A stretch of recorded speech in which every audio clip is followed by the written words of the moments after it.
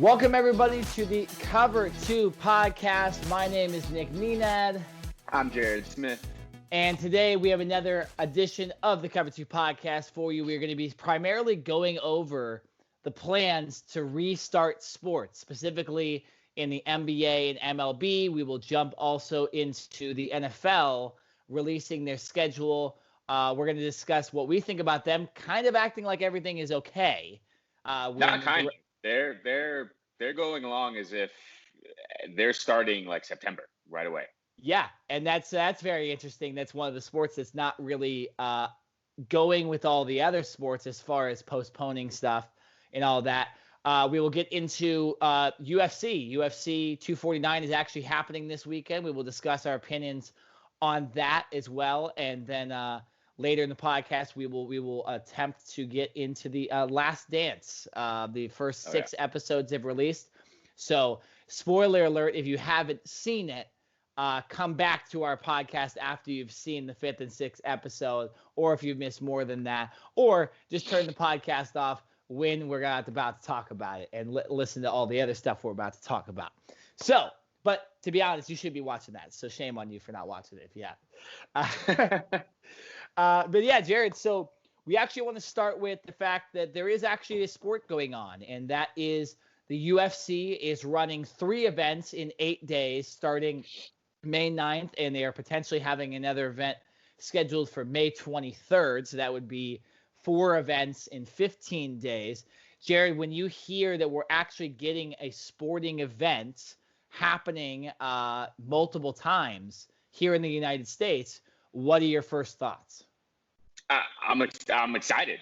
I can't wait to watch. I don't care what it is. At this point, I think everyone is so thirsty and wanting to just see sports, even if it's without fans. I think everyone has kind of wrapped their brain around the fact that, listen, for the foreseeable future, if you want to see sports happen, it's more than likely going to be without a fan base involved. And even though I wasn't really on that train in the beginning of this quarantine, the beginning of this pandemic, now my mind has changed, and I would rather see sports without fans as opposed to no sports and waiting it out for fans, which could be even longer. So I'm excited. I'm curious, as many people are, to see how this whole production will actually play out. Right? How are the fighters from a mental standpoint going to do during these fights, right? It's the crowd, whether the crowd is for you or against you, I feel can give you energy, right? And if they're for you and they're cheering for you and rooting you on and calling your name, that's obviously going to give you some fuel and some fire, right, and some energy.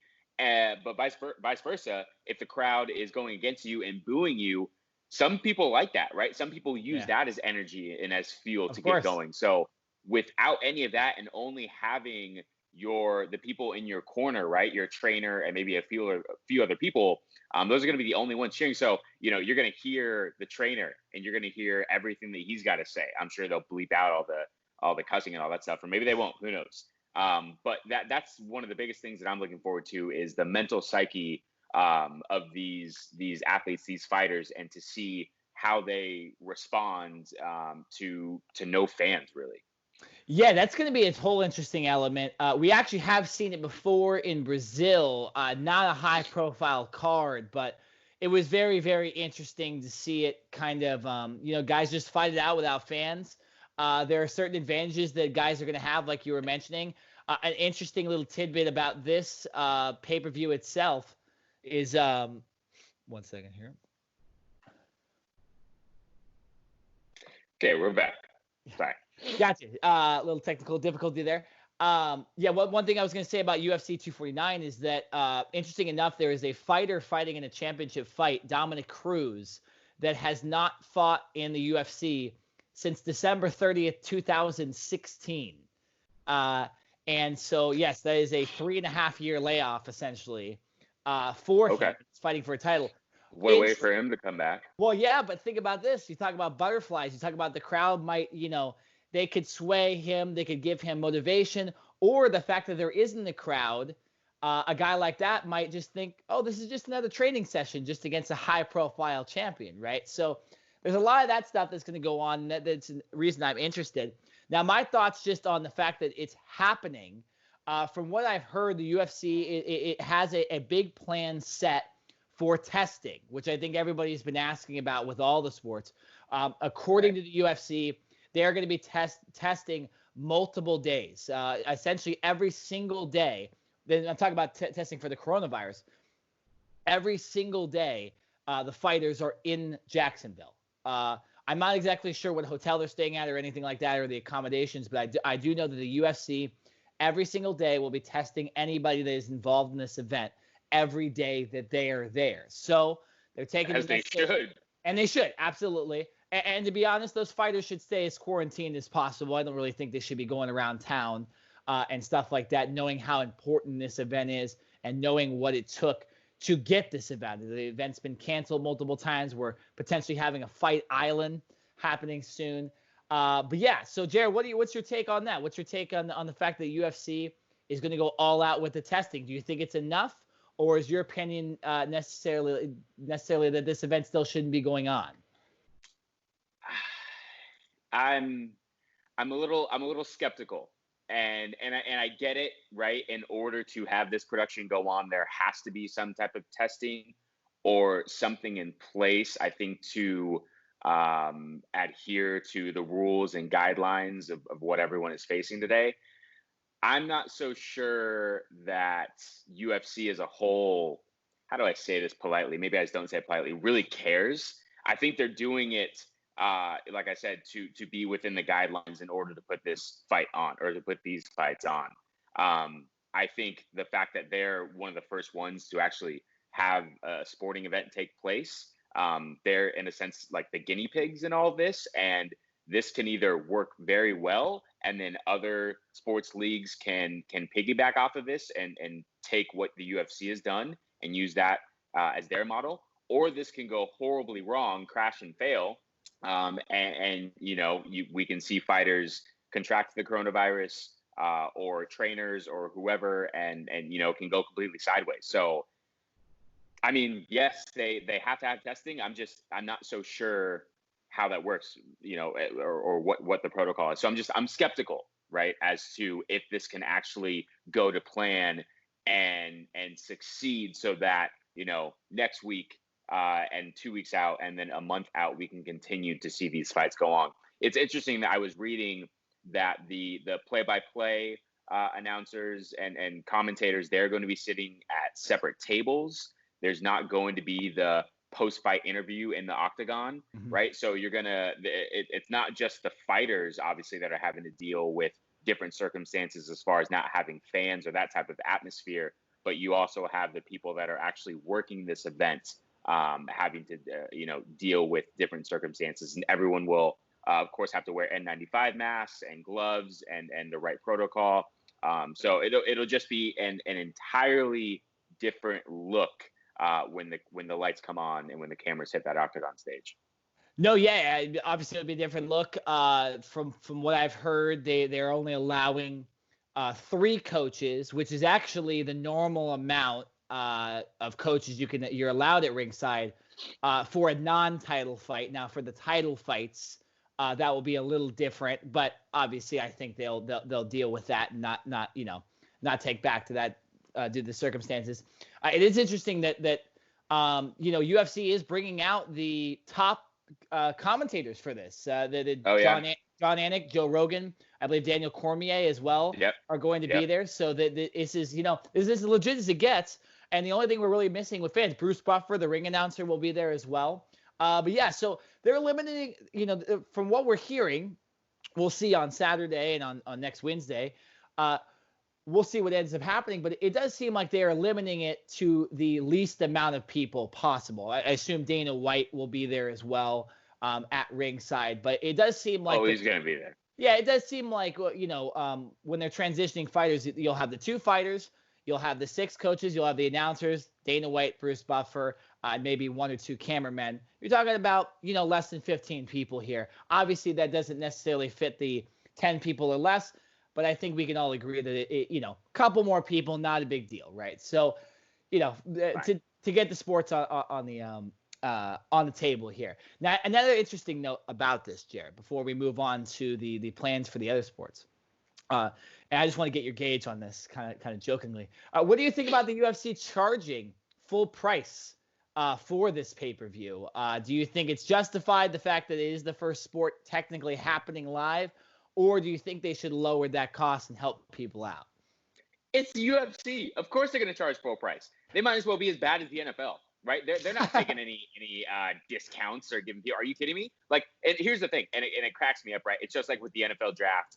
Obviously, when everyone was at home and the draft was done virtually, and then afterwards the NFL comes out and says, "Oh, this was our most successful, ratings year ever," and it's like, duh, of course, you idiots! Like, everyone was watching from at home and on their TVs and tablets. Of course, the ratings are going to be through the roof. So, no, the UFC, they're still a billion-dollar business and they're there to make money. It doesn't surprise me at all. Should they have discounted this? Yes, most certainly they should have, because I mean, you have to think about it. It's not like you can gather with a group of friends and say, "Hey, Nick, let's all meet at your house and we'll spot you $10 a person." Yeah. And that helps kind of, everyone's paying for it.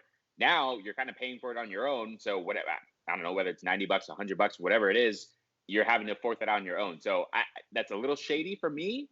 I feel like UFC should discount it. I don't know, 30%, 40%, whatever, half off, something like that. But it doesn't surprise me. Heck no, because that's the UFC and they're only looking out for their bottom line. Yeah, and UFC doesn't have the most money in the world too, so it does make sense. They don't have the type of money the NFL, the MLB, NBA have, etc. But help us out. A lot of people losing their jobs. See, that's not our problem that they don't have as much money as the NFL or maybe some other sports. This isn't about that, right? This is just about, hey, let's put on a production. Let's put on a fight for the world to be able to see right now when we're going through this pandemic, and let's help people out, right? Let's give them a little bit of a discount to put this on.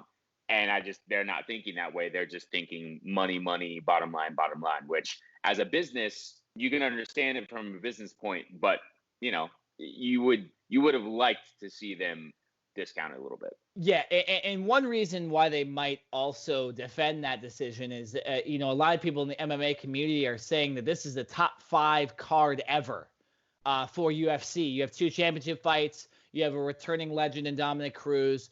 You have multiple main events that were supposed to be happening, at other events stacked on top of this card.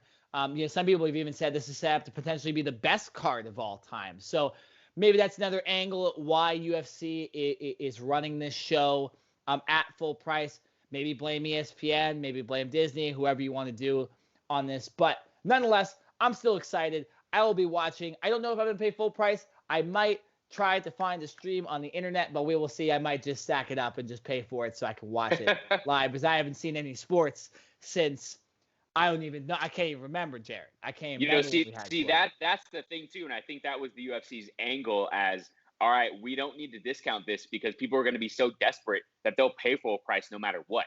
Yeah. And so, like you just said, you're going to try to find a streaming service potentially, but if that doesn't work, you're going to have to say, screw it, I'm paying full price, right? Yeah. And what else are you going to do? Either you pay full price or you don't see it and you just wait to see the highlights on SportsCenter or something. That's true. Yeah. But then you'll miss out on sports. So, yeah, you're right. Yeah. No, see, it's very interesting to talk about. And also just to mention, so UFC obviously is starting up. Taiwan and South Korea's baseball leagues have started as well. So we're starting to see sports slowly but surely return. Obviously, South Korea, Taiwan, different situation than here in the United States.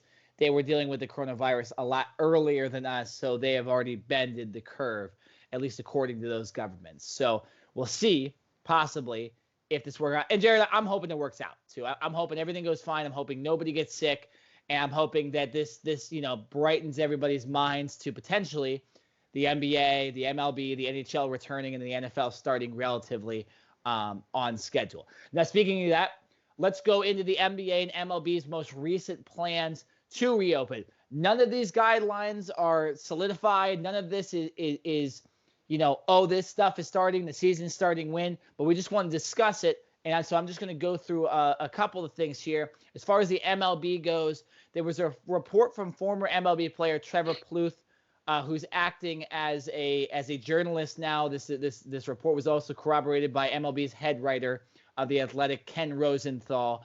that the MLB is hoping to begin spring training in mid-June and the regular season in early July. Trevor Plouffe's specific tweet stated, I just heard from multiple sources that on June 10th, spring training will start, and July 1st will be opening day, and all teams will be playing in their home ballparks.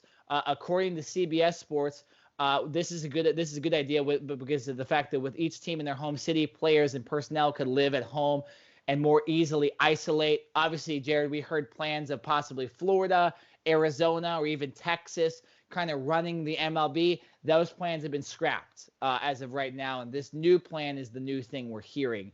And for this sake, the Cleveland Indians have given their players a July 1st target date for return officially. So maybe we'll have to wait until next week to get an official announcement, but this is the closest thing, Jared, that we've had with the major professional sports that were at least postponed to an actual date. What are your thoughts? Do you think this will be able to happen? I hope so.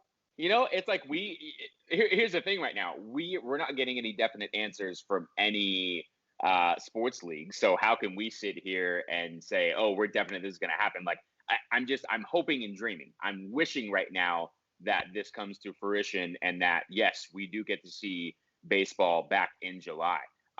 It's nice to see that there is a potential, deadline or a potential date to where we can get, players back with the teams. And obviously they are going to need, a couple weeks, if not a month, to get themselves back. And I'm sure these players are doing their best to stay in shape and work out, but obviously it's not the same when you're quarantined. Some players have the luxury of having a workout gym in their home, or they're able to use certain facilities. Other players aren't, especially if you're a rookie or something like that. Maybe you don't have that much money, or you don't, own a big home yet where you have that. And so you're having to make do with what you have. And so, it probably is going to take a few weeks to get your body right, and just get back into game shape. So I'm glad that they're giving them that still spring training before, instead of just jumping right into the season, because I think you would see, a few weeks or a month of bad baseball or whatever sport it is, and we don't want to see that at all. So I'm excited, but it's like, I'm just, until we hear a definite answer or a definitive yes that this is going to happen and that players will report at the beginning of June, I'm going to still be a little skeptical. It sounds great, right? But I'm not jumping all the way 2 feet in yet. So we'll see. Yeah. And again, this is just one report. Again, just by the fact that a lot of the head baseball writers have given this as a real story too, does give us a little bit of hope. And I totally agree with you, Jared. You do need a little bit of spring training. Although we're going to be kind of chomping at the bit, being like, these games don't count. These games don't count, like stuff like that. But again, we got to think of the players. You got to think of the pitcher's arms. You got to think of the shortstop's arms. And we don't want to see torn ACLs and Tommy John surgeries just because of the fact that they want to get a season going.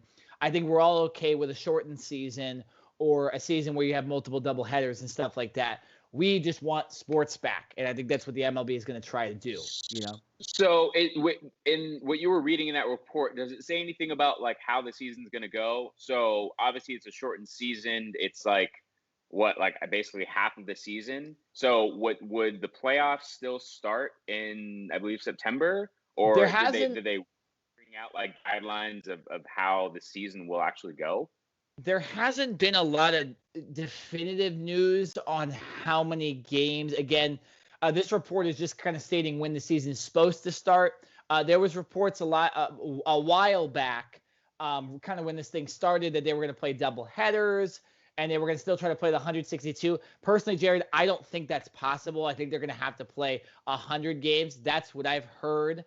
The report that I read, let's see.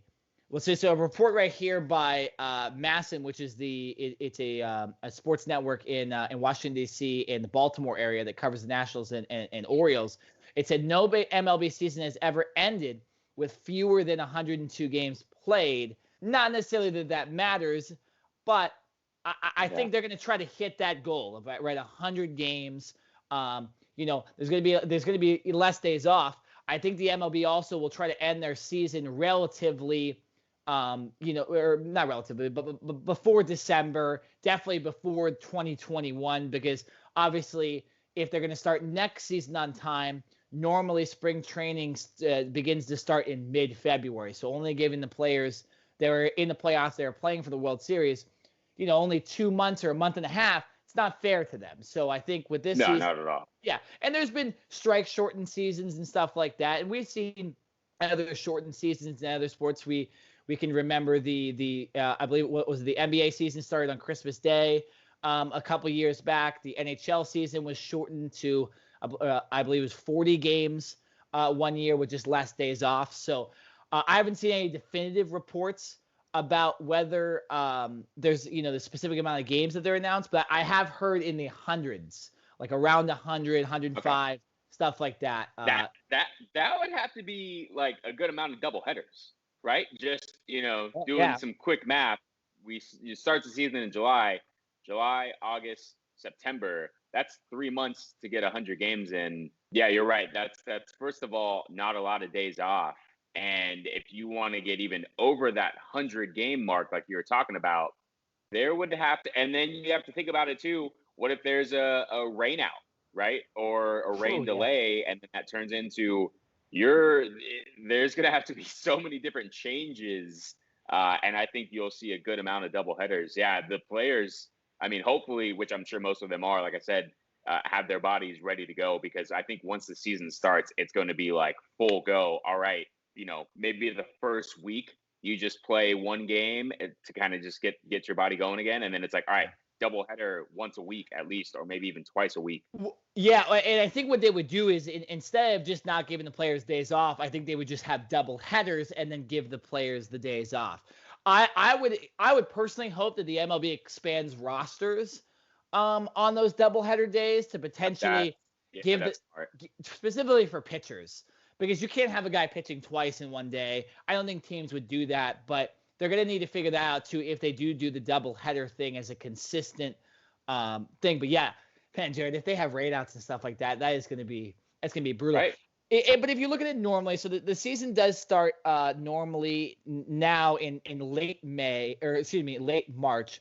So you have 3 months of games. Probably expect anywhere from 20 to 25 games in those months. So we're looking at 70-ish games would have been played by this July 1st date, right? So almost about half the season. So if they do play 100 games and they just move the season back a month, it's fairly normal for the players. Like it is fairly the same as it would have been. You're just ending the season in a lot more colder weather, for example, which I think the players will deal with. So even when you look at it this way, 100 games still does. It wouldn't mean that they would have to have double headers twice a week and stuff like that if they just expanded the season into November and possibly even very early December.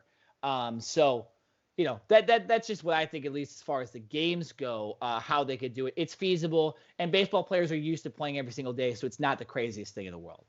Yeah, no, here's something interesting, and I just thought of this, and I believe it only happened once last year because there's a very small window for this opportunity. Yeah. When, especially if Major League Baseball starts in July, if the NFL is able to start, if National Hockey League is able to start, and if the NBA starts, right, we could potentially see multiple days where we have all 4 major sports going on in that same day, right? That's like Christmas right there. I think it only happened once last year, and it was in October? I believe it had to have been October, because the NBA, I believe, starts in October. The NFL definitely would have been the second month of the NFL. Hockey starts in October as well. Well, what usually happens is around the World Series, you have an abundance of sports that you have the World Series, you have the weekly NFL, you have the NBA season starting, and you have the NHL season would have been a month in. That is when the schedules hook up. Yeah, because normally the NBA starts around Halloween-ish.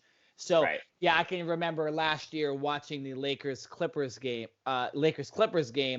while also switching back and forth with the World Series, if that makes sense. Okay, that's right. Yeah, so it would either have to be a Thursday or a Sunday because the NFL plays Thursday games Yeah. or Sunday, or technically Monday for Monday Night Football. But yeah, no, I just thought of that. I'm like, that'd be really cool. Maybe we would get multiple days of all four major sports going. So it's like Oh, so many. we're obviously we've lost out on so much sports right now, and then we're gonna make up for it in abundance, and you're just gonna get bombarded with sports, which bring it on all day. Yeah, well, and here's the interesting thing, and we'll move on to the NBA in a second because we have heard a report that the NBA is going to try to start around Christmas time. Obviously, that did happen a couple years ago, completely different circumstances. That was a whole season starting, but this would be, multiple regular season games and then the playoffs. Jared, real quickly, we weren't even supposed to talk about this, but do you think when we'll transition to the other sports now? There hasn't been news necessarily about the NHL, but do you think the NBA and NHL should shorten their playoffs due to this? But because of the fact that they'd be returning with so little games, regular season games, I think we assume that they're probably not going to end the regular season with all the games, right? Like they can't. There's no way. Yeah, they have to play like 5 or 10 max, right? I don't know how many games were left in the season when this whole thing went down, but and then you restart the playoffs. Do you think it's fair to start the playoffs for those teams, standings wise, and teams are going to be eliminated already and stuff like that? So maybe shorten the playoffs.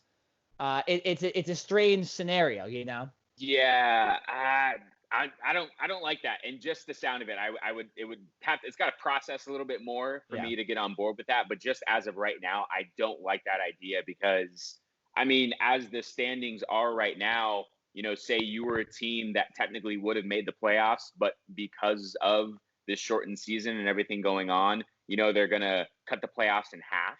And it's only going to be 4 teams, or maybe 5 teams that get in, and then if you're the first seed, you get a bye or something like that. If you're the 6th, 7th, and 8th seed, you're kind of just out of luck. I don't like that. I think right now I'm looking at the East standings. The top 5 or the top 4 seeds: Milwaukee, Toronto, Boston, and Miami. The bottom 3 seeds: Philly, Brooklyn, and Orlando. So if you're Philly, Brooklyn, and Orlando, you're more than likely not going to be in the playoffs, even though you technically would, under normal circumstances. And looking at it here, there are multiple teams that have played 63, 64, 65 games. So you're looking at less than 20 games for every single team. So maybe it is possible, Jerry, that they could play a full season here. And they just play the full regular season. What I think the NBA might be thinking about doing is essentially canceling next season, right? And just starting around Christmas and playing until February and having the playoffs last until April, early May, and just kind of starting over, right? Because, I mean, if they're starting in December, they've already canceled the next season. Technically, right? Because the next season would have technically started in October. So maybe we're looking. I don't think any of us care, to be honest, because it's not like we were. I guess for the draft, it will be really interesting that the guys drafted will have to wait a full year to play. Right. But I think that's why a lot of guys we've seen a lot of high school kids be going to the G League and stuff like that recently, which we haven't talked about in this podcast. But I think that's one of the reasons. I think they're seeing, hey man, we need to play some pro basketball. Like there's not probably going to be college basketball, right? Like we're missing out. It's a whole nother subject, and I don't want to get off topic, but there's a reason for that, right? These guys are saying, okay, with everything going on, is it from a money standpoint, is it smarter that I go to college? And that's just potentially for 1 year because I know I'm good enough to where after my freshman season, I'm going to enter the NBA, or at least the lottery, right? Or do I go straight to the G League and start making money right away? That's kind of like a no-brainer. And I think that's why the NCAA has come out and basically given the okay to finally let players profit off of their names, right? Which before that was a hard no. The NCAA dug their feet in the sand, and that was never going to change. But because of these circumstances, and after they've seen, top talent skip college and go to the G League, the NCAA was forced to do this. So there's a lot of different things that are happening because of this pandemic, and I think it's for the good as far as the NCAA goes. And I can't fault any of these players wanting to go to the G League and make some money right away. Yeah, no, I don't fault them at all. I think most of them should do it, because if you're not going to be staying in college for 4 years, what is the point? To be honest, if you're going, I Or mean, you're not. even 3. I think the NCAA just needs to change their rule, like they do with college football, where Yeah, you have to be an academic junior yep. before you can enter the NFL draft. So, for college basketball, yeah, if you know that you're a stud, you're going to college for 1 year. What's the emphasis, or why would you have the motivation to want to try and actually go to class and get good grades and all that stuff when you know that you're only going to be there for a year? Then you're about to go Well, millionaire in the NBA. Or plus two, I mean, a lot of college students are going to be looking at possibly virtual education, which just from what I've heard sucks. I mean, it just blows for everybody that's been doing it. And it's not specifically for college kids. Everybody's been complaining that they're wasting their money and stuff like that. So even more of a reason to not go and sit in, on Zoom all day while you're also, you could be playing in the G League, because the G League would be happening, right?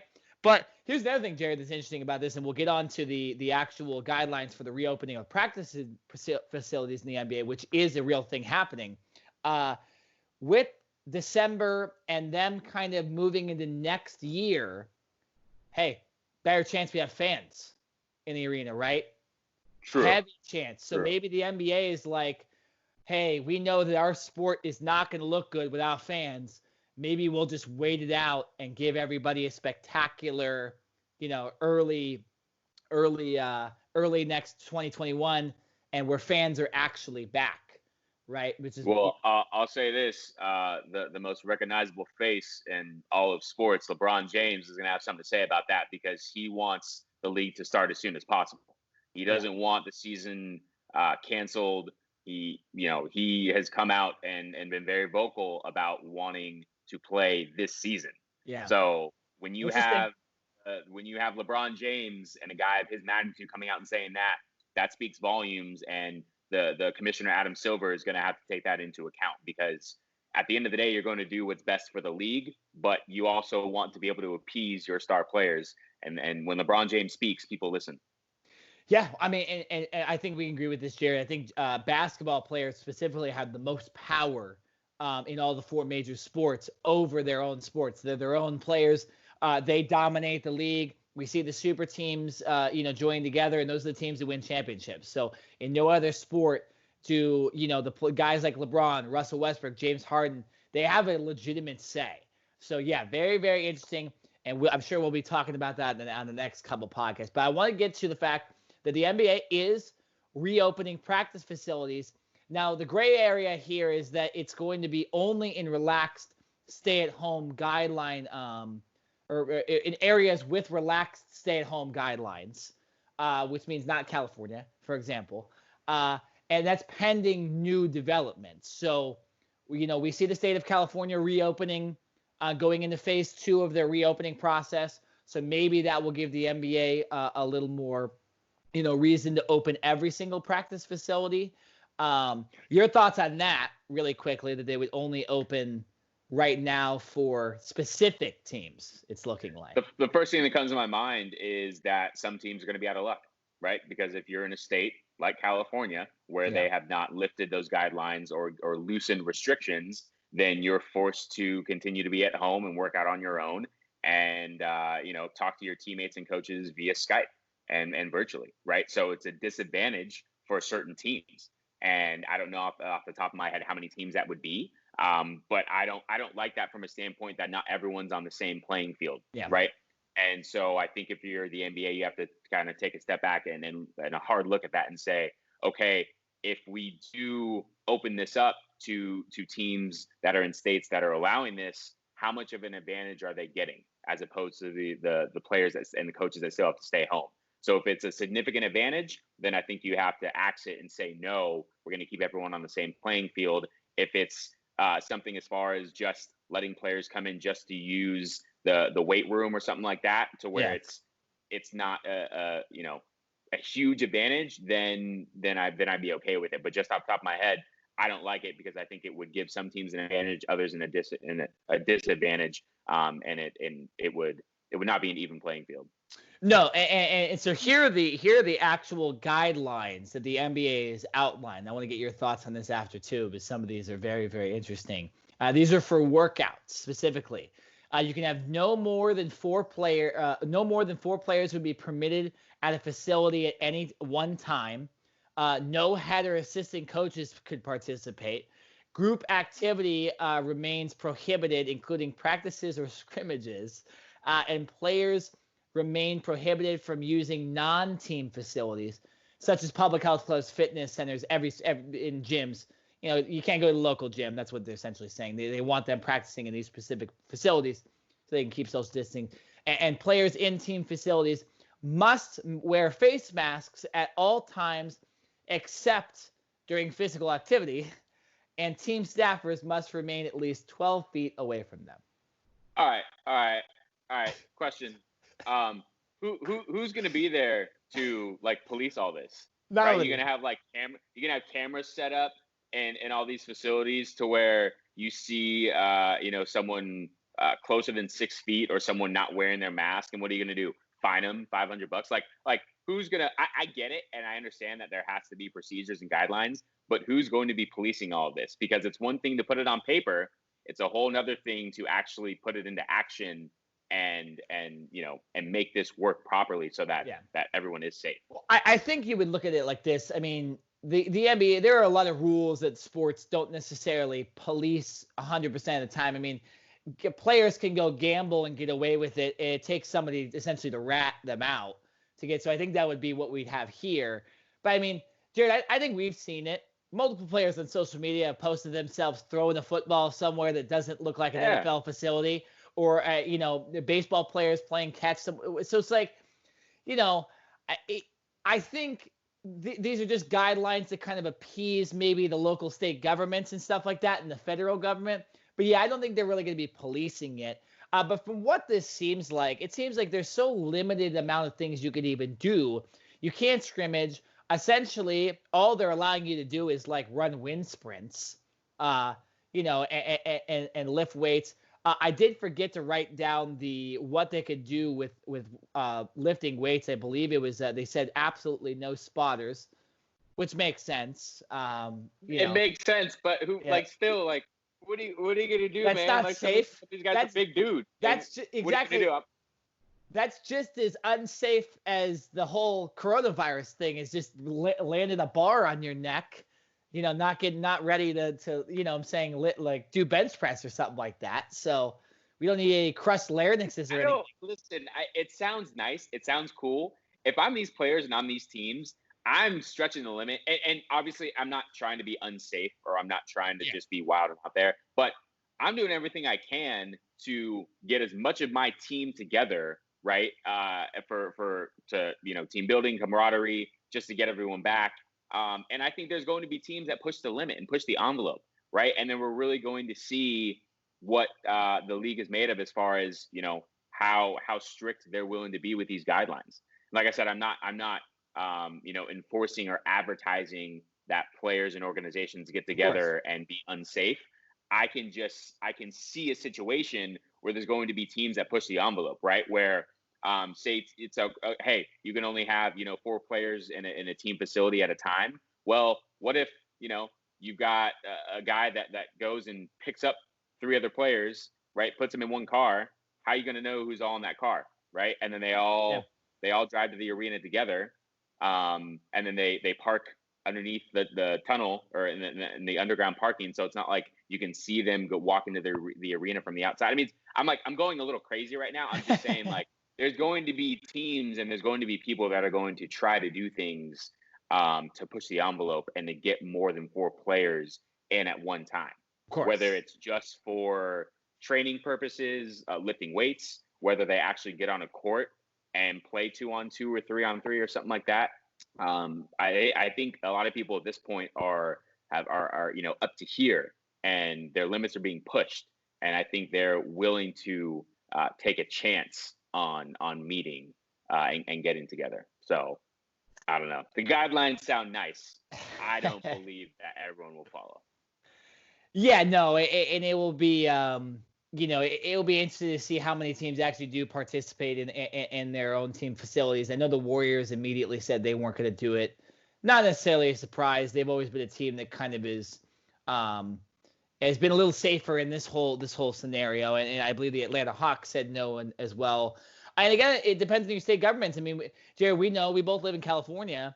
I don't think the state's going to allow them to do it. I mean, they're closing down the beaches, right? Like left and right here. So it's like they in California, they've been adamant that they don't want mass gatherings until potentially 2021. So that's not just sports; that's concert venues. That's a whole lot of other aspects other than just sports. So that is next year, right? No. And yeah. So that's the thing too. It's California, they would be seems like one of the last states, or if you're in California, one of the last few teams. So you're going to be behind the 8 ball as far as getting back with your team in a full capacity. You're going to have to be stuck to virtual team meetings and virtual workouts and all that stuff. Yeah, no, it'll be interesting to watch, and obviously we'll finish off with the NFL here. But so if you're looking at it right now, you have the NBA planning potentially to start in December. Reports of the MLB starting in July. The PGA Tour we obviously know is going to be starting in June. UFC will be returning this weekend. So a lot of interesting things. We're hearing more news than we did. Let's say a month ago about the return of sports, but still not a lot definitive here, except for the NFL, which seems to be just doing its own thing and acting like this coronavirus pandemic doesn't exist. All right, besides the fact that their draft was virtual. The reason we're going to discuss this just for a couple minutes is the fact that the NFL is just releasing their schedule tomorrow, Thursday. If you're watching this podcast after that, you already see the schedule. But regardless of what ends up being on the schedule, the fact that they're releasing a schedule that will be played in teams' home stadiums with potentially fans starting in September. Jared, what are your thoughts? Why is the NFL continuing to act like they don't need to more than likely postpone these events? It's the NFL. Why are we sitting here acting like we're surprised? I'm not, right? The NFL does what they want when they want. They are the number one sport when it comes to the 4 major sports here in North America, and it's not even close, right? And so also I think the NFL has the luxury of, they don't start their season until September, and we still have the entire summer to go through. So there's still 3 months, to where things can change and hopefully get better, and we can flatten the curve and start to reopen things, and larger gatherings will be prohibited. So I think the NFL is there now. They've come out and with every statement, they always back it up by saying they also have a contingency plan in case things are still the way they are 3 months down the road.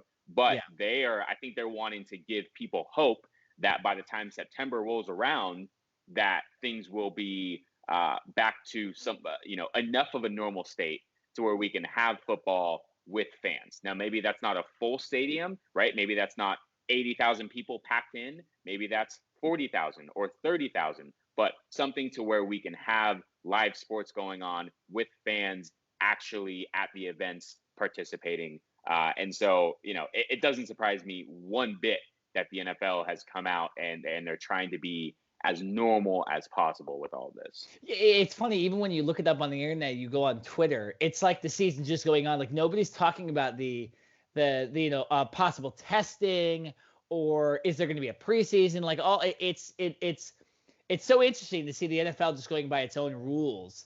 I just think about it like this, Jared. Even if I'm surprised the NFL hasn't announced some of those contingency plans yet. Like we get it.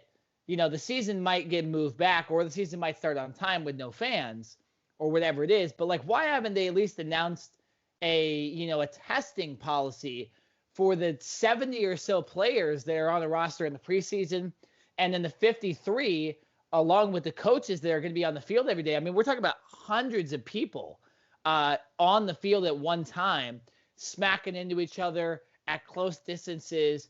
Do you think it's a little irresponsible of the NFL to not at least come out and explain some of this to us, or to at least their players, right? Well, but how do we know that they haven't come out and said talk to their players yet? That's a Right? good point. That's a good point. Yep, that's a good But point. we're also acting as if they haven't, and we can only go by the information that we know, which is obviously the NFL is going to advise and adhere to their players before they give out or leak out information to the public in the first place. So Yeah. we can only act as if the NFL hasn't, given those players that guideline. But in all reality, we would hope so, because that would just be the smart thing to do.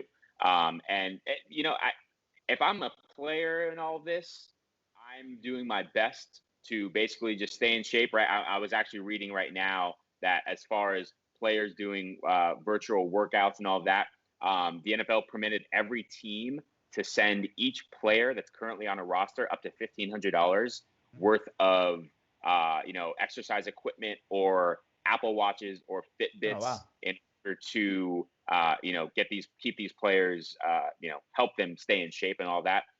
So, if you're a player and you don't have a gym in your house, then the team is kind of helping you out with buying equipment. That's super cool. Yeah. Yeah. I believe there's within this window right now where the virtual meetings are allowed for the NFL, you can have up to 4 hours a day of team meetings, and you break it up into 2 blocks, so 2 hours at a time. And you can go over new schemes. Like, I think the most interesting thing is if you have a new head coach or a new coaches coming in with new systems, that has to be one of the most difficult things for players coming in, right? Having to learn a new system over Skype, just like you and I are talking right now, as opposed to be able to be in the same video room, and actually discussing, or on the same practice field going over things. So that, I think, is one of the biggest hurdles, is if you are a team that is transitioning to a new coaching staff, how do you, as smoothly as possible, get the coaching staff and the players on the same page? If you're a team like, even though the Patriots obviously lost Tom Brady and some other key players, Bill Belichick is a mainstay there. They still have the same system in place. The New Orleans Saints with head coach Sean Payton, the same system in place. So even if you're a rookie or a new player coming into the team, you've got other players on the team like Drew Brees that can help, teach you, that's past the virtual 4-hour guidelines that the NFL is setting, right? Yeah, sure. So if you're like the Cowboys, right, and they have a new head coach, new offensive coordinator, new defensive coordinator, that's a whole new scheme coming in, and it'll be more difficult for these players to kind of get going with their coaching staff. So that's kind of one of the biggest things that I'm taking from this, and just all sports in general, right, that are starting up, with hockey and other sports. It's like how much of a disadvantage is it for teams with new staffs coming in? Yeah. No, it would be very interesting to see how some of the NFL teams translate as far as with new coaches when the season ends up starting. Because to give the NFL credit, they did obviously announce the virtual offseason, so they have given their players some guidelines that adhere to the coronavirus stuff. And we would assume that they'll come out sooner than later with a plan of testing and all that stuff. So yeah, I'll give them a little bit of credit here. But you're right. I mean, Mike McCarthy, at least in Mike McCarthy's case, he has a system that's been in place for years now. And you can watch old Packers stuff. It's not like a brand new 30-year-old coach like a Cliff Kingsbury coming in, for example, last year with the Cardinals, or a Zach Taylor or Sean McVay. These kind of complex systems that nobody's ever seen before. Mike McCarthy, for example, everybody's seen his system, and it's more about just following through and a difference in the coaching staff and getting Jason Garrett out of that situation. But all right, interesting note that is, so we were talking about the NBA just a few minutes ago, how they're potentially going to let certain teams open up their facilities in a small capacity, depending on the state that you're in and depending on the guidelines. The NFL has come out and said that unless all 32 teams can open their facilities at the same time, they're not going to do it. So they're going to keep things on an even playing field and not, give any advantage or disadvantage to any team. Yeah, except for the Patriots. Go ahead and do it to them. If they don't, go ahead. Yeah. Or the I won't argue with that. Seahawks, 49ers, Rams. It's okay. Those teams don't need it. All kidding aside, Jared, we've obviously been watching The Last Dance, the Michael Jordan documentary following the Chicago Bulls, kind of, it surrounds Michael Jordan, obviously. but they're going through all the seasons. I'll tell you this, man. I want more than 10 episodes. I'm already thinking about the fact that it's only 4 episodes left, and I'm like, well, at least they stacked a lot of good storylines at the end, right? But I'm like, man, can we get like 20 episodes? Can we get 10 more hours, right? Like, are you thinking the same thing? This documentary has been amazing. It's the biggest thing that I'm taking away is that it was just so unprecedented in 1998 or in the late 90s for a team to be exposed like the Bulls were, right? Yeah. In today's world, you've got hard knocks with the NFL where you've got full camera crews coming in and they're in every practice. They go into people's homes. You've got the All or Nothing series that's on Amazon. It's a lot more prevalent nowadays. But back in 1998, for Michael Jordan and for the Bulls to come up, well, who knows if they actually came up with this idea, but for it to actually come to fruition, I think it's just amazing. And the fact that you get so many different perspectives, right? It's not just from the players that were on that team or the coaches that were on that team. You have the reporters and the announcers and former teammates and opponents and family members. I mean, you get a perspective from every different angle. As I'm clearly boring you right now, keep drinking your coffee. But no, I just find it fascinating that you get perspectives from every different angle, and it's not just from the Bulls team, right? Absolutely. So you get their perspective, and then you get the outside perspective. I was born in 1990, so growing up, yes, I don't really remember watching much of Michael Jordan in those days. I grew up in the Kobe era, and obviously I've watched a million Michael Jordan YouTube videos, YouTube clips. But to be able to go back and actually see what happened behind the scenes, I think is just awesome, man. And you're right. I hope there's 20 episodes, right? Because 10 just to me just isn't enough. Yeah, it's so crazy to say because we're used to watching documentaries that are 2 hours and we're satisfied with them. This one obviously 10, and we're like, oh my God, we need more. We need more. It's been amazing for me. I think the one thing I'm taking away because I didn't really get to see any of Michael Jordan. I grew up strictly in the Kobe era and did not and would have been at a very young age, even when Michael Jordan ended up leaving the Bulls. I did get to see a couple games when he was with the Washington Wizards. And I do remember. I didn't want to think about that. I do remember the All-Star game that he played in, watching that. So that was my only really exposure to Michael Jordan, in person. Man, what I just take from it is he was a whole different breed. Like when you look at the NBA players now, you look at the LeBrons, you look at the Steph Currys, they're good, but they weren't scoring 50, 60 points, 40 points consistently in the NBA finals and in the biggest games of the year. Like we don't see that anymore. We see outstanding performances ever so often, right? But man, the way Michael Jordan stepped up in so many big games, we may never see it again, to be honest. I think the closest thing we saw was Kobe, but even Kobe was not close. Even Kobe was not even close to what Michael Jordan did. And at that time, nobody had ever seen it. It's making me totally understand, as a guy that didn't really know a lot about the Bulls and Michael Jordan, and it's one of the reasons I love this documentary. It makes me understand why he was so famous and why we hail him as the best NBA player of all time. Like, I don't even want to hear people talk about LeBron and stuff like that anymore. I mean, from this documentary, I know that, sensationalizing and stuff like that, but you can't lie about the performances in the playoffs and specifically the NBA Finals. Right. And I think, before this documentary came out, I think it was a week before, Michael Jordan came out and said, I think after people watch all 10 episodes, they're going to have a different perspective of me and they're going to look at me as a bad person. I'm the total opposite. Yeah. I think I don't either. No, this dude was not only a boss, but yeah, you're right. There's a reason why we hail him as the GOAT, the best ever. It's because of his competitive spirit. And it didn't matter if it was basketball or if it was playing cards, or I believe in the last episode 6, where he's playing with the security and he's throwing coins at the wall to see who can get the coin closest to the wall. It's like he had that competitive nature in whatever he did. And obviously when it came to basketball, the sport that he cared about the most, where he made his money, he was going to put all of his effort into that. And so that's what I get out of it. I get out of it a fiery competitor, a guy that would do whatever it took to win. One of the craziest things so far in the episode, is when Phil Jackson and the Bulls gave Dennis Rodman, his little hiatus and his 3 days off where he got to go to Vegas and just blow off some steam.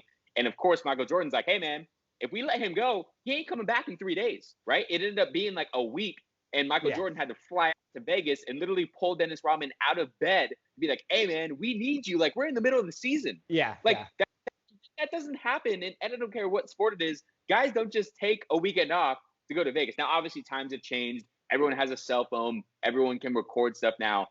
So, back in the day, he wasn't being, I'm sure he was bombarded and people knew who he was, but it's not like they could sit there and record every little thing that he did.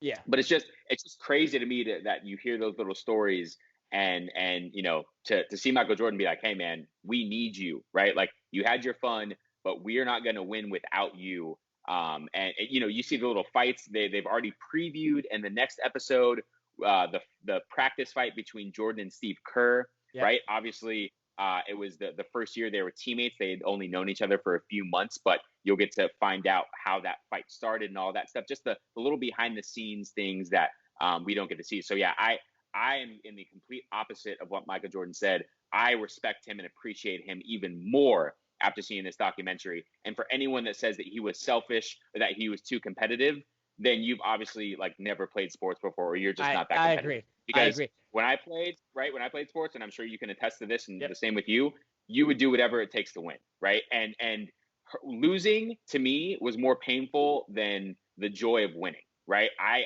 hated losing, and I would do anything it took to not lose. So I can understand, obviously, but I understand what Jordan was saying there, and I appreciate him even more. Yeah, I've took some inspiration from Michael Jordan. I mean, the fact that this guy was able to will himself so many times out of holes and out of his teams. I mean, just the fact that he bulked up after the Pistons series. He made the whole team. It was like, you just don't see the guys doing that anymore. And it's not to take away credit from those guys. It's just to show you the true GOAT that Michael Jordan was. And speaking of Dennis Rodman, Jared, just wait to hear what he did during the NBA Finals in 1998, and you'll be astounded at if you thought the Las Vegas stuff was crazy. Just wait, and if anybody doesn't know what happened, just wait. I won't give it away, but just wait till you see what he did. Yeah, don't give it away. Yeah, wait till he did what he did during the NBA Finals in 1998. But I'm excited for the next 4 episodes. Obviously, I forgot about that Steve Kerr fight. I can't wait to see that. And then obviously everything else that's been going on. We're going to see kind of the stretch run of the next 3 championships. We're going to see his baseball career, all that stuff coming up. So I cannot wait for these next 4 episodes, and I'm sure we'll be talking about it next week, episodes 7 and 8. So super excited about that. But yeah, for this podcast today, we are done. Next week, again, we'll talk about The Last Dance again next week, and we'll just update you on what's been going on with the sports like we did this week. Obviously, we'll see the aftermath of the UFC events. We'll see what goes on with those. Hopefully, nothing happens. We'll talk about the NFL schedule as well, and we'll just fit in as much as possible. We didn't have much to talk about today, but we still only almost filled in an hour here, Jared. So, I think we'll be able to be good for the next couple weeks, and hopefully these sports can keep on ramping up. And hopefully we can get that baseball MLB prediction special in here soon, right? Because we're just waiting, right? There's also been a lot of reports about players returning to, like in the NBA and stuff like that, specifically like Kevin Durant. So we'll have a lot to talk about next week. But for this podcast, I'm Nick Nenad. I'm Jared Smith. And it's been the Cover 2 Podcast. We'll see you next week, guys.